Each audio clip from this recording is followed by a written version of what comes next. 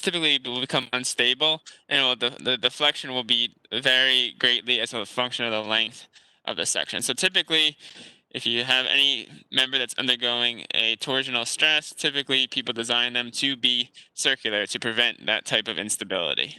Okay, um, so um, so for a a loading situation like we have here, where we have an applied torque, the major things that we are concerned with in order to predict the material's failure and the deflection of the material is we're interested in something in the shear stress, which we typically denote as being equal to tau, and the angle of twist, which we'll denote with a uh, capital theta. Okay, so if we have a bar that is undergoing torsion, like that's shown on the bottom left of the screen, our stress is going to be equal to TR over J, where J is the polar moment of inertia.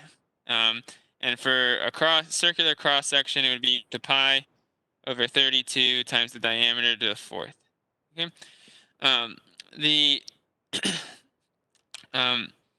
for the then we can define the shear strain within the system is going to be equal to, we'll denote with a lowercase phi, and that would be equal to the shear stress divided by the shear modulus.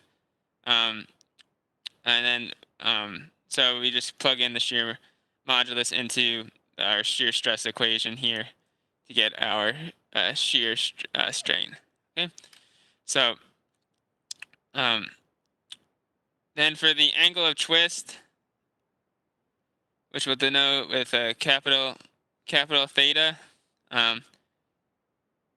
Okay, so if we have a small our angle, so if we apply a torque, the material will go from point the bar will twist, or like basically go from when the undeformed position, which is point A, to the deformed position, which is point B. Okay, so that is our angle theta. Okay, we can say that if we multiply the length of our section by this deflection, or our shear strain phi, that would be approximately equal to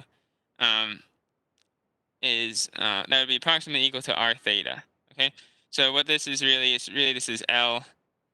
The length is basically be equal to this triangle, I guess. Let me try to highlight it.